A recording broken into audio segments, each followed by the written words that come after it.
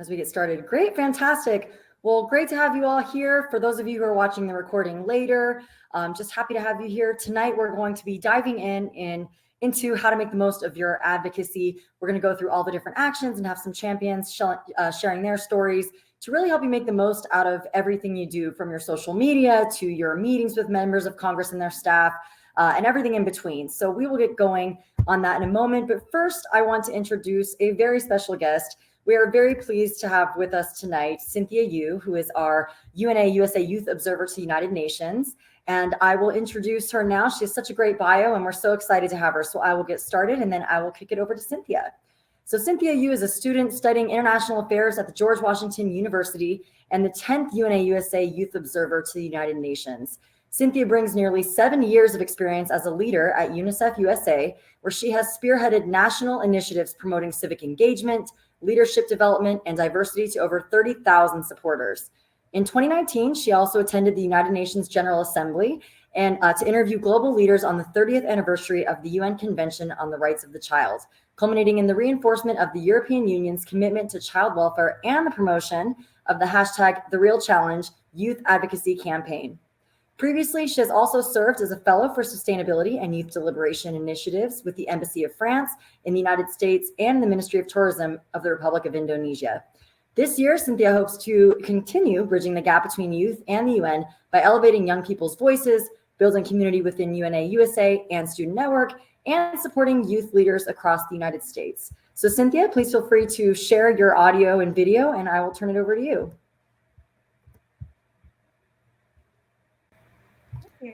Hi, everyone. Thank you so much for the kind introduction. So it's so great to be here with y'all. I see that there's somebody from Tennessee. Fun fact of the day, I am also a fellow Tennessean, so it is so great to meet you virtually, and I'm just really excited to be here. My name is Cynthia Yu, and as introduced, I am the 10th U.S. Youth Observer to the United Nations, a program of the UNA USA. I'm so honored to join y'all today to discuss the importance of youth advocacy for world immunization. If you're like me, whenever you hear the word vaccine, you probably get more flashbacks to when your parents first took you to get vaccinated. As a toddler with an irrational fear of needles, I remember that the nurses had to chase me through the clinic because I kept running away. I don't think they trekked through years of nursing school to meet their match with a 2-foot Asian child, but what I do know is that they didn't give up on me. They didn't give up on me because they knew that, despite the hurdle, those vaccines could save my life. The 4 biggest killers of kids under the age of 5 are polio, rotavirus, measles, and pneumonia. Thanks to vaccines, most of us here in the US are lucky enough to have never experienced any of them.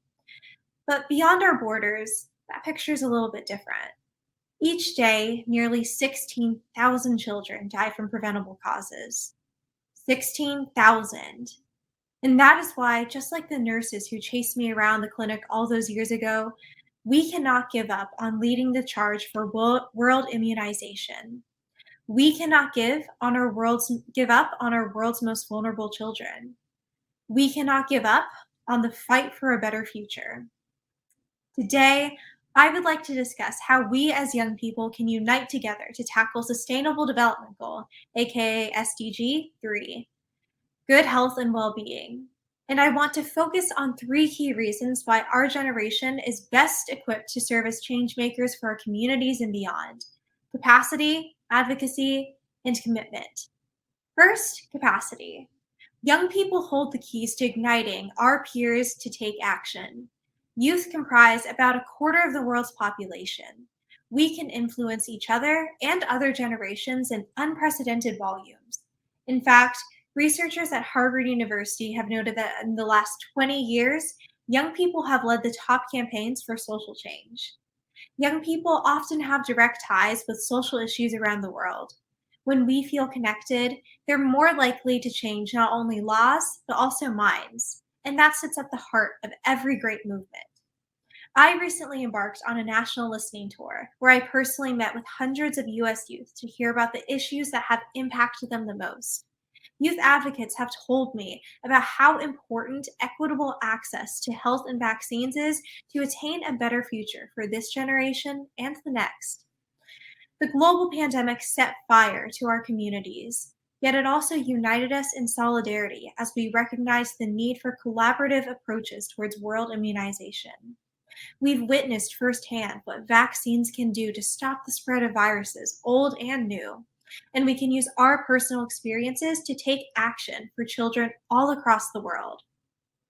Second, advocacy. In 2019, I had the opportunity to travel to the 74th UN General Assembly to help Unicef and the EU launch #The Real Challenge social media campaign, where we asked students to champion for the greatest challenges facing children. This resulted in over 450 million global shares, likes, and views. The European Parliament recognized it as the first child rights campaign made in a language children all over the world actually understand. Youth communicating with youth. Gen Z leaders have led some of history's largest campaigns, not because they were given influence, but rather because they used their influence to give. We have more platforms, technologies, and devices than ever before to not only see what's happening, but also to join in on the action too. And that brings me to my third point, commitment. In my role as the UNA USA Youth Observer, I've seen how our generation is fighting the status quo to build a more equitable future. I've seen how young people years younger than I am are setting up virtual reality simulations to expose classmates to the work of changemakers who are on the ground delivering life-saving vaccines for children. I've seen how young people, not even old enough to vote, are holding our leaders accountable for world immunization because they recognize both the need to give children a chance to survive and the relationship between vaccinating our world's children and eliminating certain diseases. In my work as the 10th Youth Observer, I hope to use my platform to elevate diverse voices across the United States to stand for the issues that matter the most. All of us, regardless of age, gender, race, or zip code, can find some way to be an advocate, as long as we want to be. Though we all come from different backgrounds, what we share is a commitment to our world's children. In my previous work as a UNICEF Youth Ambassador, I met youth leaders as young as 5 years old who are spreading the word on UNICEF's work around their classrooms. I listened to the story of a senator who refused to meet with anybody from UNICEF until a group of high school students spearheaded their support for UNICEF's programs.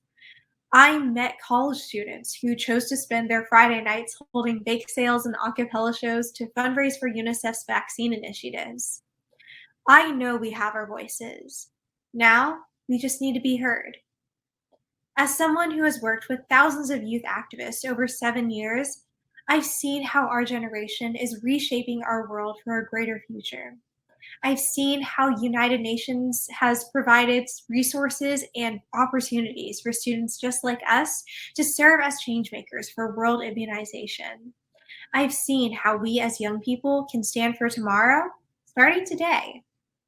Like UNA USA members, SHOT champions are grassroots advocates who support the principles and values of the UN, just in a more specific way with global health.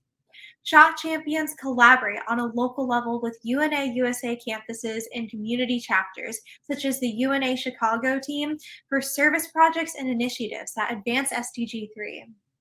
We are stronger when we advocate together.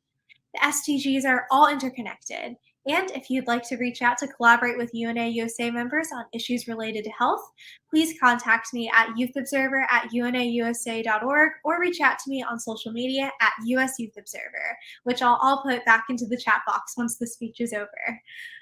Almost 2 decades ago, in the middle of nowhere, Tennessee, a couple of nurses chased me down to ensure that I could receive life-saving vaccines. As our world's most important and influential immunization advocates, we must carry that same commitment. We must reach every child in every corner of the world to ensure that they are safe from preventable diseases. The race has now begun, so it's time to take a shot. Take a shot at empowerment. Take a shot at advocacy. Take a shot at life. Thank you. Thank you so much, Cynthia. It was such a pleasure to get to have you here with our advocates. For those of you who watch this live, for those of you joining us on video, I also put Cynthia's email address into the chat bar, so we look forward to hearing more from her and seeing all the great work she's doing. And just thanks again, Cynthia, for being a part of our content and letting our champions hear from you tonight. We really appreciate your time. So I'm going to move on to the second part of our program. We have two great champions that are going to be joining our grassroots team as we talk through specific advocacy actions and tips you can take. But first, I'm going to hand it over to them to tell a few minutes of their own stories with advocacy. So we're going to start with Jessica Garcia and then move to Shannan Younger. But first, I'd love to tell you a little bit more about these great champions. So first up, we have Jessica Garcia, is a public health professional who works in global consulting in the public sector. Her research specialties are in the areas of child welfare, mental health, women's health, violence and abuse prevention, and child well-being. Jessica has a master's of public health degree in global health and epidemiology from the University of South Florida, and she's been involved with our campaign since 2017. So thank you, Jessica, for being here.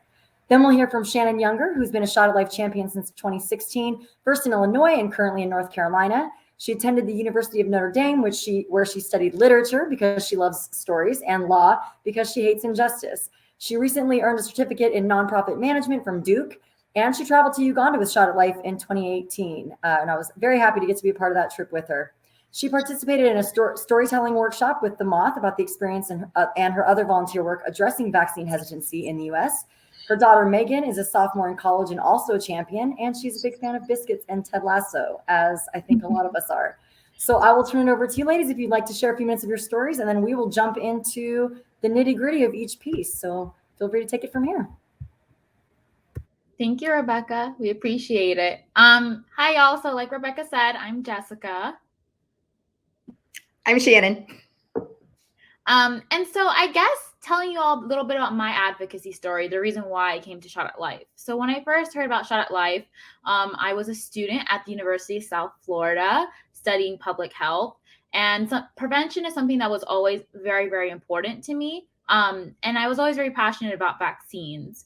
And when I came across Shot at Life, the organization really clicked to me for a couple of reasons, right? So shots are like one of the most preventative measures that are cost effective in public health in terms of saving lives. So that's something that I was really passionate about. A lot of people don't know this, but I'm actually the granddaughter of a polio survivor. And so that's something that also attracted me about the organization. And then one of the things we always say a lot is vaccines don't have borders. And as the daughter of two immigrants, you know, that's something that I'm very passionate about because we're constantly traveling from place to place in a world of constant globalization. You know, shots are so preventative for us. And so for me in my advocacy journey, I really started off with Shot at Life, like not knowing much, you know, asking all the questions one might ask and, you know, trying to learn from all the people who have been here for so much longer than I have. And over time, like I've really grown a lot of love for this campaign and this organization. And, you know, I learned through time on how best to assert my advocacy, whether it's through LTEs or talking to my members of Congress or posting on social media. But those are just a few of the reasons why I got started with Shot at Life in the first place and my personal story as to kind of why Shot at Life means so much to me. Thanks so much, Jessica. That's a tough act to follow, but I'm happy to share my story too. I got involved for a couple different reasons, one of which was that we had close family friends, actually two families that had children who had transplants and another one with a child undergoing cancer treatments. And when I asked what I could do to help them, they said, you know, you're not an oncologist, so that's not what we need. But we do live at the time we lived in the city of Chicago with the crossroads of people from all nationalities, and that, you know, a vaccine everywhere helped keep their immunocompromised child safer. So that was kind of what got me involved. And then in the past 5.5 years, I have a couple stories and one confession to share tonight. I'll start with the confession because the juicy stuff is always better. I still get nervous when we do some of our activations. And I know that that is kind of crazy given all the information that the great, amazing Shot at Life staff gives us. But I don't hang out on Capitol Hill regularly. I don't go into meetings with people I don't know all the time. And to be honest, phone banks still kind of freak me out. I don't know why. It's very silly. And every time I get nervous when that number is ringing through to the switchboard. And every time I'm done, I feel a million times better and laugh at myself because it was so much easier than I thought it was going to be. So because it seems like we do have some Ted Lasso fans, I would like to use the quote from him of taking on a challenge is a lot like riding a horse. If you're comfortable while you're doing it, you're probably doing it wrong. So if you feel a little bit uncomfortable or nervous, I'd love to normalize that and remind you that it's going to be easier than you think. And please know that I am telling myself that same thing. And every single time it has been easier than I thought it would be. Also, keep in mind what you do really matters and it has an impact. One of my stories would be that I was meeting with my representative in DC, probably 4 or 5 years into this, and a staffer came out to say hi and acted like my long lost best friend. And it turned out that I actually met with him in the district office and he had transferred, but he remembered me and he's like, "You're the Shot at Life lady, right?" It's like, yes, I am. I'm happy to be your vaccine queen. But the idea of like, they remember you, like what you're saying matters and makes an impact on them and they make an impact on policy. So know that, you might think that it's not mattering, but it does. I can't implore you enough to believe that. And then when I got to travel to Uganda, it was easy to see firsthand, talking to the mother that was there because she knew children had died from the diseases that these vaccines were preventing. I mean, when you hear these stories of how women gave up, a full day of work in their fields and walked for miles and miles to an open air vaccine clinic because there's not enough room to fit them into the places with walls, you learn that walls are optional, but vaccines are not for these mothers who just want to see their babies reach adulthood or even age 5, and that's not guaranteed in a way that it is in the United States. And you figure out real quick what you do really, really matters. And I still hear from some of the people we met in Uganda. Dr. Eva with Unicef is a crazy busy woman with a lot going on, but she was happy to help my daughter out with a project, she said, as a way of saying thanks for the advocacy that we're doing. And we exchanged a few emails and she's like, "Thanks for your mobilization efforts." So please know that people around the world are grateful for you being here tonight and grateful for all of your efforts, making your phone calls and doing e-meetings and writing your LTEs. They really matter. And then finally, the idea of not knowing things, I know is kind of scary, but it's so great when you can say, "Let me get back to you on that." If you don't want to say, "I don't know," you don't have to. You can just say, "That's a great question. Let me get back to you on that. What's the best way to communicate that answer to you?" And then you've absolutely opened up a communication to further the relationship, which is one of the huge goals, as evidenced by my friend, the staffer, who wanted to come out and say hi, but also proves that you're there as an advocate, not an expert. Vaccine science is changing crazy fast, as we've all learned firsthand this year. So please know that you're not expected to know everything. And one time when I said, "I'm not really sure," staffer said, "Oh, I'm so glad it's not just me." Like they were worried it's a silly question. There are no silly questions, and it's completely fine to say, "Let me get back to you." And in fact, it's even a huge win. It's really fun too, is the other thing. Like I think there's a Molly Ivins quote from, "Make a difference, but have fun doing it." And I hope that you guys get to have fun in the process of advocacy, because it really can be a great experience with a good time with some amazing people.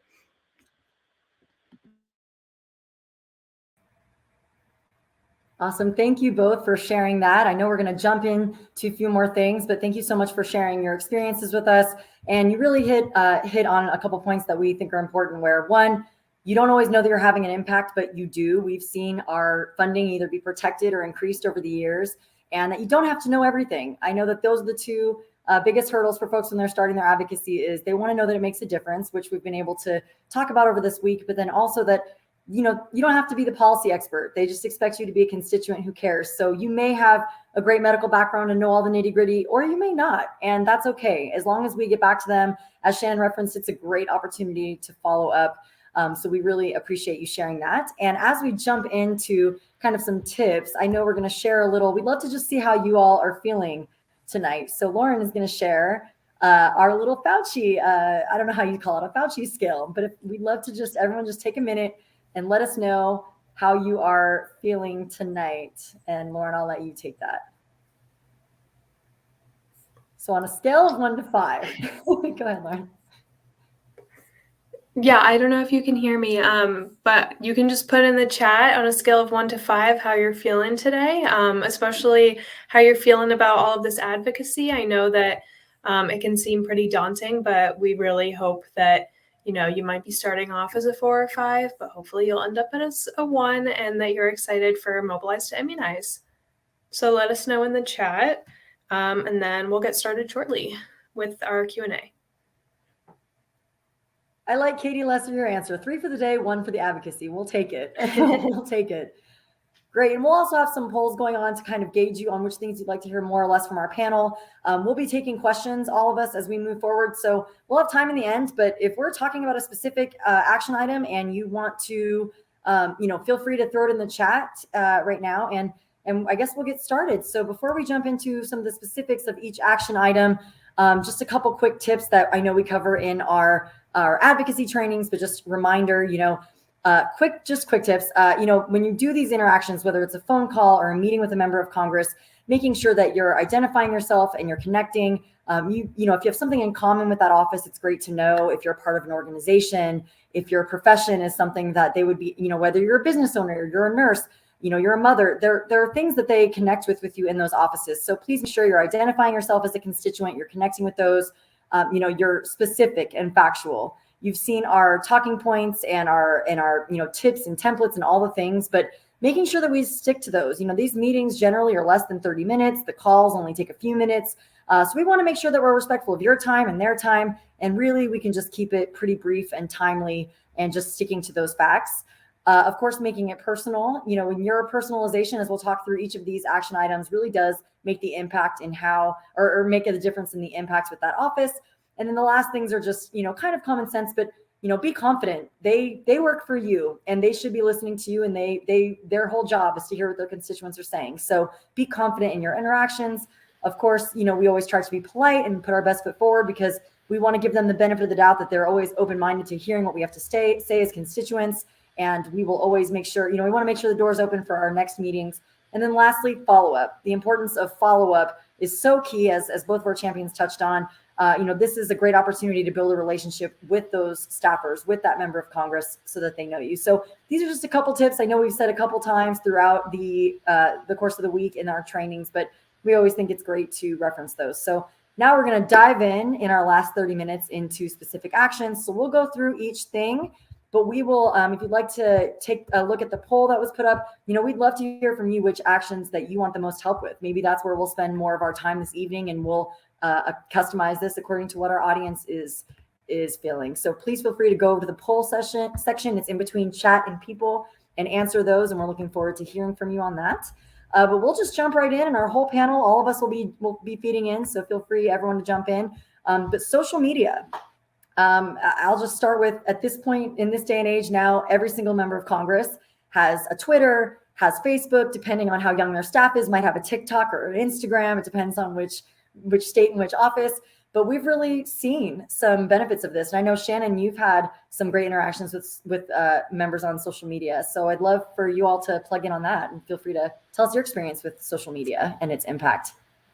Social media is a great way. And if your offices are absolutely tracking what people are tweeting, and especially be sure to tag them, do the @ sign. And if for some reason you're starting a tweet with that, do a period and then the @ sign, because that way everybody sees it. And don't be afraid to use hashtags. And I almost always tag Shot at Life too, just so they know exactly who I'm with. Like Rebecca was saying, be really clear about your role. And then it's kind of like, you never know who's going to see it. You never know who's going to retweet it. Dr. Hotez retweeted me the other day, and it was the highlight of my week. It's probably why I'm a Fauci 1 on the scale. So, and I think there's a lot of positive reinforcement there. Of like, there's a lot of people out there who agree with our message. And I think sometimes dissenters can just be super loud. And I think it's a really lovely thing too, to remind people, and lawmakers especially, but even just the population in general, of there's a lot of support out there for what we're doing. We are a bipartisan organization, and a problem with a solution. Like, very rarely do you find that. So I think social media is a great place to, share the message and send out some interesting facts. I will say our comms team does a great job with different tools. So be sure to use those in the Mobilize to Immunize has some great ones to share. So, those pictures are hard not to love. So it's, visual is really huge on social. So don't be afraid to use those too. Great, thank you. And also, so everyone knows, when you fill out the petition, the second, it emails your members of Congress, which we'll get to the petition next, but the second page, it makes it super easy to tweet at your members, whether it's thanking them. Right now, the House, we're thanking them for supporting this funding. The Senate, we're still asking for funding. So it's pretty simple to plug in and use that and have those messages there. For Shot at Life, we like to thank our members when they support our funding, and we like to remind them of our funding every time appropriations comes up. So thanks, Shannan, for for plugging in on that. And it looks like a lot of folks are interested more in meetings, some on calls. So I think we can go pretty quickly, maybe through the petition and email portion. And I'll turn it to all of you. I guess the one thing I would say is it's super easy. If you're ever in a meeting of, say you have colleagues, or you're running a community meeting, or you have a student club meeting, or any opportunity where you're speaking and you think, oh, I'll just do a minute to plug Shot at Life. Maybe you're a GFWC member. Any opportunity that you have, the petition is the easiest thing to also ask other folks to do. They can join our text opt-in and get that link. They can just go at any time to shotatlife.org/petition to see the newest one. But it is the easiest way. You just fill out your voting information and it gets an email to your members of Congress. What we will say, though, is there's an area to personalize it, and we definitely recommend that you personalize it. That will help those letters stand out. When you're sending mass letters into offices, they either have to have a really large quantity or be personalized for the most part. One of those two things really helps us make an impact. So I'll turn it over to the panel if there's anything I'm missing with petitions or emails. But I think the one thing is just like, I know sometimes when you're sending these like over and over twice a year, it sometimes feels like, it might end up falling on deaf ears, but I've actually had one of the benefits of being in a pretty small state in North Dakota is I've actually had the offices call me just because I sent in a letter to their office. So it was unexpected, but also I'm getting a call from the US Senate, and that's what just showed up on my caller ID. So I was able to do an actual call with them just based off sending in a letter. And so they do take notice. They do read these. So, please keep in mind that it's, again, super easy, but they're definitely taking notice. So I know some people have had questions about like how much does it matter, and it matters quite a bit. So I'd add that personalizing them doesn't have to be hard. You have probably all thought about why you're here, and that's a great way to personalize. Like, I'm here because of my job, my profession, my family history. I think don't overthink it, I think would be my advice. Like, just start typing that in and they'll recognize it. Great point. Yeah, your personal story literally is just, why did you decide to show up today? Why did you decide to show up for this conference? And that's usually a good indicator of, your personal story and your background. So thank you, Shannan. It looks like a lot. So calls is the second winner, or the first runner up. So we'll hop into calls and I'll open it up to the panel. I know, they don't take a lot of time. I'll say that when we're doing our call-in days and you're registering your opinion with your DC office, we have a really easy patch through line that's on our Mobilize to Immunize page that calls and tracks it. We can see on our back end, are they able to connect through? And usually it's one of two things, where you put in your zip code and it'll connect you directly to your office. Or sometimes, if in a great problem to have, there are a lot of people making calls at once on the system, it will kick you to the congressional switchboard and connect you to your offices that way. So we've tried to make it as easy as possible with a phone script. We also have, if you need to leave a message, how you can leave that message. So we kind of give you that safety net. But I would just say the call-in days really make an impact. As we've all mentioned in trainings and other opportunities, if that office just gets one call a day, they might not notice. But when they get all those calls in one day, they do take notice. And especially if it's leading up to World Polio Day, where they might be having a meeting in the books with some of our champions, or they might have been tagged on social media, or maybe there's a letter to the editor. We really have found that when we do all these things, the combination makes a huge difference in swaying our members, either from not sure about our issue to neutral, from neutral to positive. We've seen that slow pace of moving on. So I'd love for our panel, everyone feel free to pitch if you've had any ideas of phone banks or things that have kind of been challenges. I'll open it up to everyone. I know that, one thing I'd like to say is if you want to do a phone bank, it doesn't need to be 10 people, a dozen people, 20 people. It could just be you and two of your best friends. And that collectively makes such a difference. So I'll open it up for any advice our panel wants to give on calls or the call-in day, or any challenges that have arisen from that. Or if there are any questions. Oh, go ahead. I can go ahead and share. So, when call-in days, like you said, 50% of the time you're going to get a voicemail. And you know what? Whew, I don't have to talk to somebody, sigh of relief. But then the other 50% of the time, someone else is going to pick up on the other line. And honestly, Shot at Life does a great job of giving you a script to kind of stick to in case you get some nerves. But again, you don't have to know the answer to every question. So it's also a great way to be like, if they do come back to you with a question, be like, I don't know, but I can have somebody reach out to you when I do know the answer. Someone on the team always knows the answer. And I know specifically a story from my timing's off with this whole pandemic. But when we just got the newest senator here in Florida, we didn't have a history with them in terms of Shot at Life. And I remember I called in on a day where we were phone banking, and they're like, this is the 5th call we've received today about Shot at Life. And the senator is not very familiar yet with this campaign. But seeing how many people have called in, we'll definitely get this on our radar to get like some sort of meeting with you in district soon. And that was just from a call, just because there was such an amplified voice. And now we've worked over the last year or two with that office to form a relationship with that senator. And I think they've come a long way in terms of supporting us now.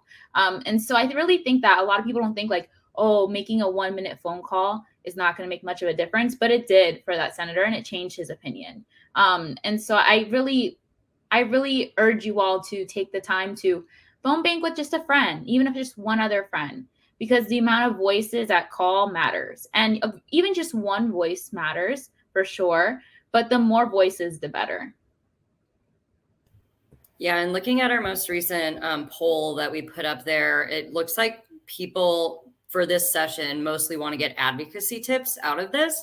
So I think one of my biggest tips is like what Rebecca was saying, what Jessica was saying, like you don't need a ton of people. If you can just get like 3 or 4 friends together for like one evening or afternoon, because ideally when you try and make phone calls when people are actually in the office, but if the only time that works is the evening, you can leave a bunch of voicemails and that's fine too.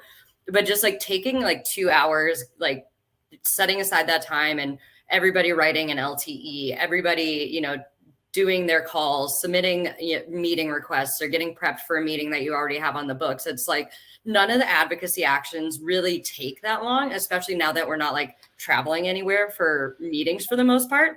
It'd be great if we could get some in-district meetings because as Peter was saying yesterday, some in-district offices are starting to take meetings. So, if you can get those, that's great. But since so many offices are now able to do Zoom meetings, it's so much easier. It's taking less time out of people's like days to do these. So I think if you can just like find a handful of people, set aside that time, just knock a bunch of these out, it'll make a huge impact. And like, it doesn't have to be a group of 20, like, 3 or 4 can make a huge difference. I know, Shannan, you took yourself off mute for a second, so I'll stop now. Oh, I was just going to say, I think there's something to be said too about like just doing concentrated time. Like it's amazing what you can get done for Shot at Life in an hour. Like I really think you can make your way through at least 5 of the 6 items for Mobilize to Immunize. It seems like a lot until you sit down and do it, and then it goes really fast. And if I could, I'd love to piggyback on something Bridget just said in the chat about the senators seem to love to hear from the pro-vaccine community, which is us. And I did hear that from a staffer in Illinois too. And they're like, we fully support your cause, but we are inundated with calls from the anti-vax community. So just even hearing from that, he's like, she's going to support you no matter what, but it's much easier to support you when we can say we're getting these calls, we have these numbers, there are people who care, and we do hear from them. We don't have to outnumber them necessarily, but I think it's also a reminder, even if you have the support of your lawmakers, they still need to keep hearing from you. And sometimes it feels like, I know how they feel. They're on our side. We're good to go. But that doesn't mean you can let your foot off the gas. You have to keep doing this every time just to remind them that you're there. You never know when somebody's going to change, or like even one time an office felt bad that our senator forgot to sign the polio letter. But the fact that they were like, "Ooh, super sorry. That's our bad. We won't let that happen again." But yeah, just because they're friendly doesn't mean that they don't need advocacy work. Thank you, Shannan. And to echo that, we've heard members themselves tell us, look, please keep these emails coming, keep the calls coming, keep everything coming. Because just like Shannan said, they might be on board and you think, oh, well, there's no reason to do that. But they absolutely need us as support to show, look, I'm not just doing this because it's the right thing or it makes sense or my own, conscience. I'm doing this because my constituents are asking for it and I represent them. So thank you for touching on that point, Shannan. That's very important. And I guess before we move on, I know we have a lot of actions we want to cover in this time, but for anyone who specifically put calls as their focus that they wanted to learn more about, are there any outstanding questions before we move on? Is there anything about the calls in particular? And also knowing that tomorrow we're going to be doing our phone bank at noon. So Allie and I will be there to walk you through any specifics of the actual talking points, the calls themselves. But All right, not seeing anything specifically for that. I'll move on because I want to be respectful of everyone's time. So we will jump into LTEs and op-eds. So letters to the editor, you may have caught this session earlier from Alice and Maya regarding our LTEs and getting letters to the editor published in your community. I highly recommend, if you weren't able to catch that you watch their session in the replay. We'll also have all the information available on our Mobilize to Immunize page. But it is a great opportunity to follow up with your members. If something gets published, it's a great thing to bring up and flag for them and make sure they saw it, especially as you're doing follow-up with whichever staffer you met with. And if you're new to advocacy, it's important to know, I know it sounds intimidating, but 95% of the interactions are going to be with the staffers themselves, who are the ones that are working on this issue. And also op-eds, we focus a little bit more on letters to the editor, but op-eds, you don't have to think large scale. It doesn't have to be a national paper. If you're part of an organization, like one of our organizational partnerships, or you have a community-based paper, or you have a student club, there are all sorts of publications that you could possibly get, Shot at Life's information in, get people to very minimally, sign the petition or, make their calls. So I would say that it's very important. Since it wasn't high up on the poll, I think I'll open it up to our panel if anyone would like to add in anything on LTEs or op-eds before we move on. I think they covered quite a bit earlier. So I just second that. If you didn't get a chance to tune in live, definitely check it out. Fantastic. All right, so we're moving on to fundraising and advocacy events. So Shannan and Jessica both have a lot of experience with doing these in their community. Advocacy events don't necessarily have to be a whole huge thing. It could be a phone bank. As Ali mentioned earlier, some of our student groups have done letter to the editor writing parties where they get together for an hour. And, a lot of those kids or students are registered in their home states. So within an hour, you can maybe get 5 different states to get a publication sent their way. So events really are a great opportunity for you to, whether it's fundraising or advocacy, to just spread awareness, get those, even if they're very new to the campaign, they can do minimal things like signing the petition, maybe making some phone calls, doing that phone bank. I would say, like we said earlier with the phone banks, it goes with all of your events that you do not need a whole lot of people to have an impact. If every one of our states just had, 1 or 2 people that it collectively makes the difference. So if each of you just thinks of one other person that can join in on that, that really makes an impact. And I see, Lauren, you popped on if you'd like to add something. Yeah, I just want to share some information about our Get a Shot, Give a Shot program with Walgreens. Yes. So I will share some slides. And Ali, if you want to explain a little bit about what the program is, we'd love that. Yeah, one sec. Okay, I was muted. So as we're talking about events, talking a little bit about fundraising events as well, we'll touch a little bit more on some options for fundraising.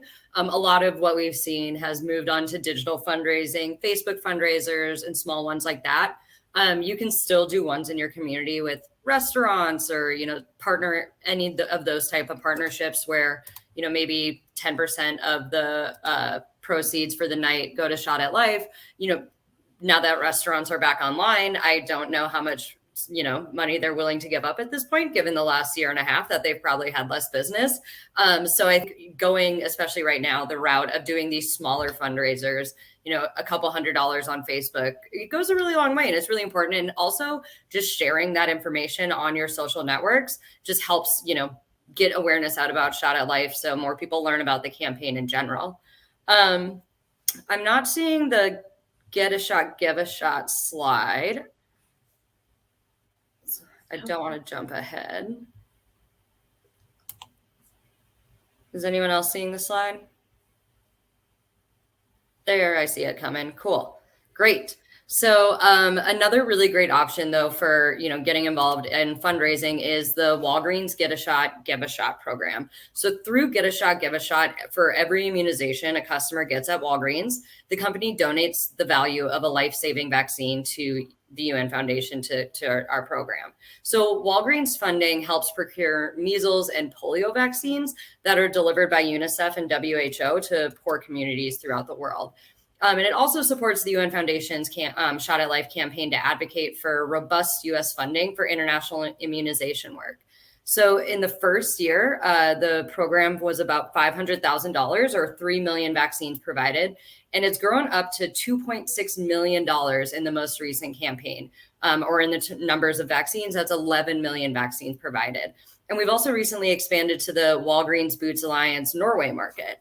And in 2019, Walgreens and Shot at Life celebrated a huge milestone of 50 million vaccines provided through Get a Shot, Give a Shot, with a reception in New York. And at the event, Walgreens committed to providing 50 million more vaccines, or in total, that would be 100 million vaccines by 2024.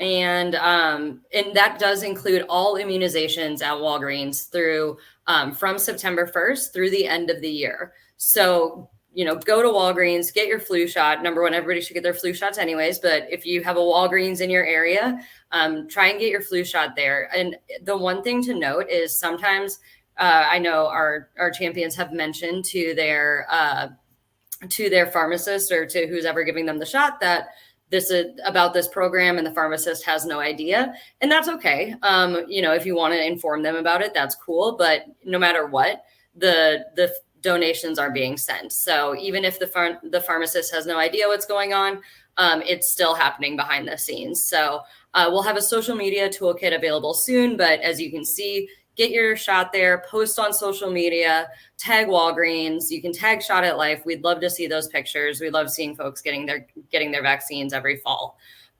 So I guess that's all I have, unless if anybody wants to chime in on any other fundraising or grassroots events or any of that.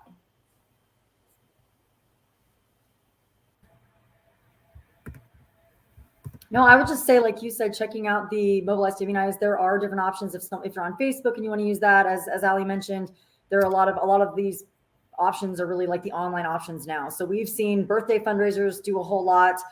We've seen a lot of these smaller community events be successful in that way. So please feel free to check that out. And obviously, as like our bread and butter is the advocacy, because we're able to unlock so many dollars, so much more in funds. So our fundraising efforts, we always want to make sure, even if you're doing any kind of fundraising, even just plugging the petition, it's really helpful to make sure that we're still doing at least a little piece of that advocacy component as we're going through that. And I want to, I guess, move on specifically to meetings so that we have some time working through that. And I will just address a quick question. I know Bridget asked why you're not working with Charity Miles anymore. So I know we put this in the newsletter, but for those who didn't see, we used to have a partnership with Charity Miles. Frankly, due to some administrative changes and some other changes on the platform, it became too much bandwidth to kind of keep that going for the return. So we focused a lot more on other fundraising opportunities that have been a little bit easier for our champions and supporters to take part in. So we do appreciate everyone who biked and ran and participated in that. And if we see another option moving forward that is fruitful for both our champions and for Shot at Life, we're happy to look into that. So thank you for that question. Rebecca, go ahead. Can I just add, I know in this pandemic crazy world, it's really hard to have events nowadays, right? And I know, like, for me, I felt like it was easier for me to hold events when I was in school and had student groups to hold events with. But something that's like kind of innovative that I recently saw, if you are on Facebook, it takes a couple steps, right? But you can always like message me and ask how to do it. You can create an event on Facebook and invite people to the event to phone bank and have a virtual phone bank on Facebook with your Facebook friends. And then you set a certain time that everybody calls into their offices, and it's a way to keep people engaged to your social media, whether friends or family. So even though we're in a space where it's harder to have in-person events, you can have create a virtual event on Facebook and do phone banking through that matter. So that's like another cool, innovative way to get people engaged in phone banking. Absolutely. Thank you for bringing that up. And I guess one more thing before we move on, we'll also have, we've never really done an online virtual fundraiser before, but we do have an event coming up with Wayne Brady, November 5th. So that's also on our Mobilize to Immunize page. I know a lot of events are going back in person, but we have a great virtual opportunity. And if for some reason you can't make that time because it's Pacific time, we have that recording available for that whole week. So we'd love to have a great first virtual fundraiser. So if you're interested in that, that's another option that is available on our Mobilize to Immunize site. And in our last 10 minutes, we're going to jump into meetings. And if you haven't had a chance to check out our Mobilize to Immunize page, we do have an entire, basically the email template for you to request your meetings, setting up your meetings to make that easier. We essentially go through every single thing to do before your meeting, during your meeting, after your meeting. So I do recommend that you check that out. But I would say the thing to know the most is that we walk you through every single step. The first step is requesting those meetings, and we have the email template for you to use. If you've ever, if you've had a meeting with someone in your congressional districts before, and you've done this before, that's the person you'll want to reach out to. For all of these members of Congress, they actually, all the sites have a place to request a meeting, an actual meeting request within their website for their official, make sure you're not on their campaign website, but on their actual official Senate or House website. And you can request meetings that way. But of course, the best thing is just to be prepared to follow up. These offices are busy, so we want to make sure that we're following up with them. Usually, frankly, it takes, you put something in with the scheduler online, you reach out to your contact that I usually call the office a couple days later just to make sure that they got the request. So just be prepared to do a little bit of follow-up. And letting us know is the best thing that you can do. We are happy to help you throughout the whole process. Brian, who many of you have met, he helps us. If you're setting up these meetings in district, because we really want you to have the relationships with those members of Congress and their staff and build that rapport. But if you're having a hard time hearing back, we don't want you to be discouraged. Please let us know, and Brian can, ping their counterparts in the DC office. We can help make sure that you hear back. We also want to help connect you with other champions in your area. So whether you're a very experienced champion and you're setting up the meetings and we want to invite other folks, or you're a new person and you're like, I would go to a meeting, but I'm not quite ready to set it up and be the only one there. We also let you dip your toe into that. Allie and I have had many calls with people where, before the meetings, after the meetings, we're there with you to help you feel comfortable and help you do that. And in fact, if you're the only one in your district, we're happy to be in those meetings with you to help you feel a little bit more comfortable. So I'd love to turn it over to our panel to talk a little bit more about meetings or any tips you'd like to provide, and happy to open it up to questions in this time about meetings as well. So feel free to put those in the chat, and I'll turn it over to the rest of our panel if anyone would like to plug in on meetings. No, I think the only thing I just want to second, definitely let us know when you get them scheduled. Our grassroots team has like a whole Excel sheet that we are viciously tracking all throughout the activation. But we try and keep track of any meetings that are on the books in there. So that way we aren't double booking any offices, which is an important thing. We want to, make sure we look like a united front. So we will connect you with other champions if they already have something scheduled, but just, keep us in the loop. Like Rebecca said, we're happy to help you with any step along the way, but even if you don't need help and you just want to fill us in, we also want to hear what you guys are up to. This is the kind of the best time of year for us where we get to interact with our champions the most. So please don't ever hesitate to reach out, or don't ever feel like you're, asking too many questions. That's what we're here for. We know what this 6 weeks, we know this is our prime time to shine. So we want to be there for you every step of the way as much as we can. So don't ever hesitate to reach out. We have all the tools. If there's something you're missing, we'll make it for you. We just want to help you every step of the way. So I just want to make sure that gets across as much as possible.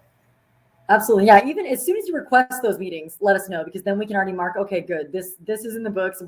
We can gather other champions from when they hear back. So as soon as you have the inkling of doing that, even if you're not sure, reach out to one of us and we'll help walk you through that process. But I'd love to turn it over if Shannan or Jessica, if you have anything you'd like to add for the meetings. I know they'd love to hear from you both. Sure. I've got 2 quick tips. Number 1, do your research on who you're meeting with. Especially your staffer probably has a LinkedIn page. See what college they went to. You'll be amazed at different ways you find to connect with them.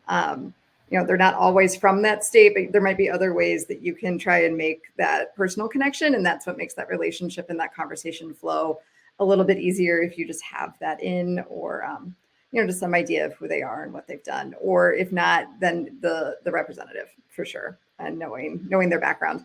And then number 2 would be picture the meeting going well. Don't go in with any kind of negative attitude if at all possible.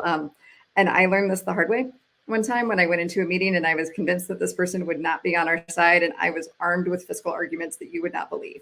And I've got quotes from all kinds of people that I thought he would love. And when he walked in, I was ready to go. Let's do battle. Because I'm going to win you over. And it turns out he was like, oh, yeah, no, when I was in the Peace Corps in Africa, vaccines were huge. Total big fan. And I was like, great. But I probably could have saved myself a lot of time and angst. Like I think you can always be prepared, have your fiscal arguments ready to roll if you need them. But like I had a bad mindset, and thankfully he totally saved me from doing anything ridiculous. I would not have. I promise. Don't worry, Rebecca or Allie. I would not have made us look bad. But I think it was the idea that I thought for sure he needed to be won over, and that wasn't the case. So be aware that, no matter what letter is after their name or even their voting record, like I looked at the guy's voting record, that's what I was like, ooh, this is gonna be a tough sell. It was not. It was not a hard sell. So be aware, like sometimes there are softballs. Sometimes they ask you questions just because they're not super hard and they want to see how you handle them. But be aware that a lot of people are on our side. And I think knowing that, like, they're friendly meetings and people really like the friendly meetings. They get a lot of contentious ones, but this is a solvable problem and they don't see a lot of those either. So, go in knowing that you've got all kinds of good things on your side and imagining that it's going to go well. And that good vibe, I think, also just helps set a better tone. I would definitely agree with Shannan. And I would also add, don't go in feeling like you need to know everything. I know I went in kind of with that notion and it would get my jitters up and I would be super nervous. But in reality, like, these staffers are people just like you and I, right? Like I've run into my staffer at the grocery store before. Like they're just normal people like you and I. And so a lot of times, especially with the in-district meetings, whether in person or virtual, they're so happy to see us. And if there's something that you don't know the answer to, then, I don't know the answer and that's completely fine, but I'm going to check in with my team and I'll get back to you. And like I think Shannan said earlier, it gives you a chance to build that relationship and to really connect with the people from that office. It's true. They literally are your neighbors. And so over the years, there's been one senator in our state that, has been here for a while, and I've developed like a relationship with that office. And maybe you're newer to Shot at Life, and maybe you haven't developed a relationship with the office before, but maybe somebody else in the organization has. So we always have questions about reaching out to older champions that might be able to guide you in your state. Like that's also something that might help you in this process, because I think it's nice to do meetings with multiple people. I think it shows that there's an outpouring of support for our campaign. But especially if you're new, like, do not feel like you need to know everything. I definitely did not.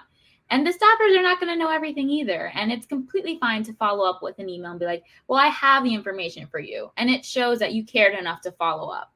So I would say don't go in with nerves. Just go in with why you're passionate about this. Why are you here? Like, why do you care?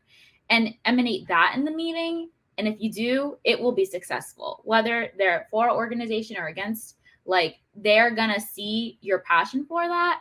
And that will in turn end up with a positive outcome in the meeting. So don't let your jitters get you at all. Thank you, Jessica and Shannan. It's wonderful. And we have a couple minutes left.